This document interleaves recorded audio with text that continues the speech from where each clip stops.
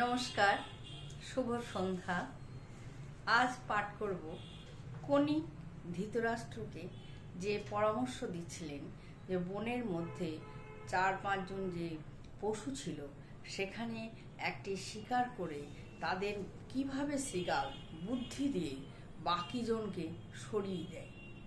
এখানে একটি হরিণ, গর্ভিণী হরিণকে সেখানে দেখতে পাওয়া যায়। সেখানে ছিল সিংহ, বাঘ, ব্যাঘ্র, আবার নকুল ছিল, শৃগাল ছিল, মুশিক ছিল। তা সবাই তখন সেই প্ল্যান করলো যে কিভাবে যে এটাকে হরিণটাকে আমরা শিকার করব। সেখানে মুশিক প্রথমে বলা হলো যে সে যদি হরিণের পায়ে শিরাটা কেটে দেয় তাহলে হরিণ পড়ে যাবে, ছুটতে পারবে না, তাহলে সহজে আমরা তাকে সিংহ গিয়ে অ্যাটাক করতে পারবে, বাঘ গিয়ে অ্যাটাক করতে পারবে। ঘটনা ঘটলেও তাই। তারপর সকলে বললো তাহলে আমরা গিয়ে স্নান করে আসি। এটা আসলে একটু রূপক স্নান, কথাটা বোঝাতে গিয়ে সবাই স্নান করতে গেল। মানুষের মতন তারা সবাই স্নান করতে যায় না, কিন্তু এটা একটা বুদ্ধি দিয়ে বলা হয়েছে। তখন স্নান করে এসে যখন সবার আগে ছুটে আসে সিংহ, তখন সিংহকে শৃগাল বললো যে আপনি বনের সিংহরাজ, খুব খারাপ লাগছে একটা কথা বলতে, যে মুশিক শিকার করেছে প্রথমে, তো তার শিকার আপনি খাবেন, এটা মানতে পারছি না। তখন সিংহ ইগোতে লেগে বলছে না, এ হতে পারে না, অসম্ভব, আমি নিজে হরিণ শিকার করে আমি সেখানে খাবো, আমি ওর শিকারে কেন খাবো, চলে গেল সেখান থেকে। তারপরে বাঘ আসে, বাঘকে বলল তোমার উপর কেন জানি না রেগে গেছে সিংহ, তোমাকে ধরতে গেছে। হচ্ছে বাঘ তো অবাক হয়ে গেছে, কি ব্যাপার, আমি তো কোনো ভুল কাজ তো কিছু করিনি, সেরকম তো মনে পড়ছে না। ও তখন সে জায়গা থেকে চলে যায়। মুশিক আসে, নকুল আসে, তাদেরকেও একে একে শৃগাল এক একটা যুক্তি দেয়।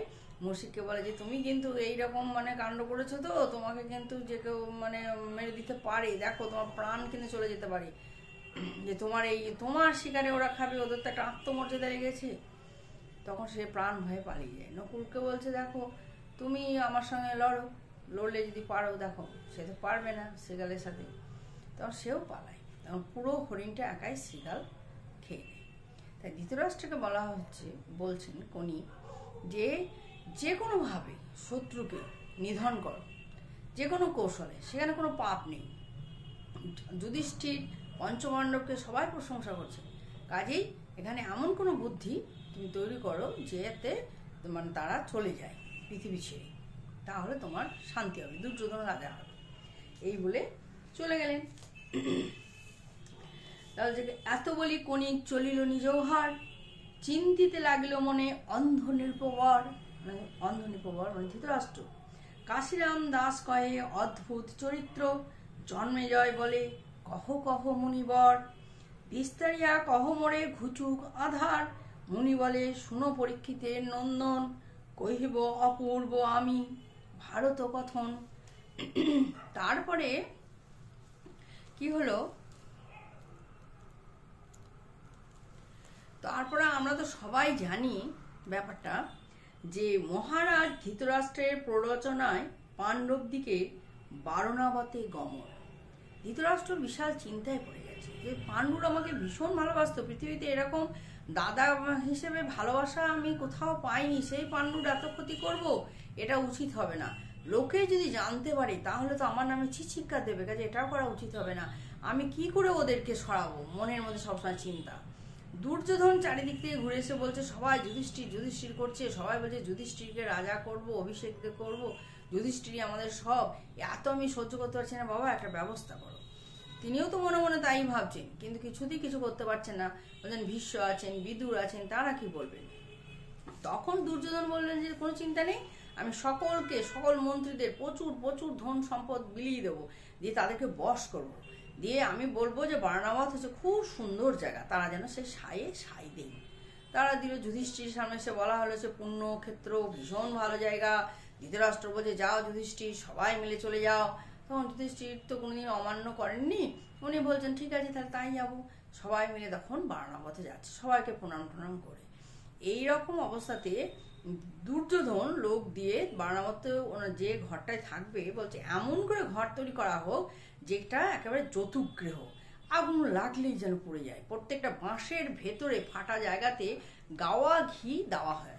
গাওয়া ঘি খুব মানে দাহ্য বস্তু, চারিদিকে দাহ্য বস্তু, তেল ঘিয়ে ছড়াছড়ি এরকম করে তৈরি করো ঘরটা, এবং দেখতে যেন খুব সুন্দর হয়, প্রথমটা যেন ভালো মনে করে। আমরা সবাই জানি রাত্রের বেলায় সে 5 জন ভিখারিকে শুইয়ে দিয়ে তারা চলে যান, মানে বনবাসে চলে যান, অজ্ঞাতবাসে। এই ঘটনা সেই ঘটনা বলে আর বিস্তারিত আমি এখানে বইয়ে পাঠ করলাম না। কিন্তু যখন ওরা যায় তখন বিদুরের ভীষণ চিন্তা হয়ে গেছে। বিদুর বুঝে গেছে ওদের দুর্বুদ্ধিটা কি, মানে কুবুদ্ধিটা পাঞ্চপাণ্ডব চলে যাবে। তখন বিদুর লোক পাঠান। আর এখানে বলা হয়েছে যেন কেউ না জানতে পারে যে এরকম ঘর। কিন্তু ভীম যেই গেছে, ভীম তো খেতে ভালোবাসে, গাওয়া ঘিয়ের গন্ধ পেয়েছে, খাবারের গন্ধ পেয়েছে। সে বলছে যে এই গন্ধটা না দাদা, যুধিষ্ঠিরকে বলছে এটা ভালো লাগছে না, চারিদিকে দাহ্য বাহাত হচ্ছে, একটা ঘি গন্ধ আসছে। তখন যুধিষ্ঠির বুঝলেন যে তাহলে তো তাদেরকে মারারই পরিকল্পনা চলছে, চলো ফিরে আমরা এক্ষুনি চলে যাই হস্তিনানগরে। তাহলে না, হস্তিনানগরে আমরা যেতে পারি না, কারণ দুর্যোধনের হাতে সমস্ত সৈন্য আছে, সেই সৈন্য দিয়ে আমাদেরকে কিন্তু আমরা পরাজিত হয়ে যাব, তার গিয়ে লাভ নেই সরাসরি, এবং আমরা বলতেও পারবো না এই কথা। কাজেই আমাদের সব চেপে যেতে হবে, আমাদের যা কিছু এই 6 জন, 5 ভাই আর মা কুন্তি, 6 জনের মধ্যে যেন এটা যেন গোপন থাকে। আমরা বুঝে গেলাম যে ওরা আমাদের মারার চক্রান্ত করছে। কাজেই আমাদেরকে এমন ব্যবস্থা করতে হবে যাতে আমাদেরকে মানে আমরা যাতে শক্তি সংগ্রহ করে ওদের সাথে লড়াই করতে পারি। তখন পাঠিয়ে দিলেন, মানে বিদুর পাঠালেন যে লোক, সঙ্গে সঙ্গে পাঠিয়ে দিলেন যে এখানে যে তোমরা যাও গিয়ে, খনককে পাঠিয়ে দিলেন বিদুর, যে তার খুব মানে বিশ্বস্ত লোক, যে ভেতরে গিয়ে, ঘরের ভেতরে গিয়ে এমন মানে ইয়ে করা হলো, সুড়ঙ্গ তৈরি করা হলো যেটা গঙ্গার কাছ পর্যন্ত চলে যাবে। রাত্রেবেলায়, রাতের অন্ধকারে গভীরে তারা সেই ঘর ছেড়ে, তখন মানে সেই পঞ্চ পাণ্ডব আর কুন্তি ওনারা ঘর ছেড়ে চলে যাবে। এই মানে ব্যাপারটা হলো। তখন বলছে যে বিদুরকে গিয়ে খনক খবর দিল, যে সমস্ত বিবরণ দিল। তখন বিদুর বলল, যাক বাবা, বাঁচা গেল। আমরা ছোটবেলা থেকে ছোট ছোট বইয়ে আমরা এগুলো পড়েছি এবং শুনেছি, টিভিতেও দেখেছি। সেই ঘটনায় এখানে লেখা আছে যে এর বলছে, শন যতু ঘৃত বাঁশ সহযোগে রচিত যন্ত্রের খিলনি করি গৃহ চতুর্বেদ। মানে এমন করে ঘরটা করা হয়েছে না, মানে একটা দেশলাই জ্বাললেই চলে যাবে, আর চললেই মরে যাবে, শত্রু মরে গেলেই গেল। ধৃতরাষ্ট্রতে পরম সত্য, যুধিষ্ঠিরা রাজ্য চলে যাবে, দুর্যোধন রাজা হবে না। দুর্যোধনের ক্ষেত্রেও ঠিক তাই সাবধান হইয়া থাকিবে 6 জন। এত বলি খনক চলিল ততক্ষণ। যখন সবকিছু খোঁড়াটোড়া হয়ে গেছে তখনই এই কথাগুলো বলে তখন তিনি চলে গেছে। বিদুরে কহিল গিয়া সব বিবরণ, বারানবতেতে যত কইল প্রকরণ।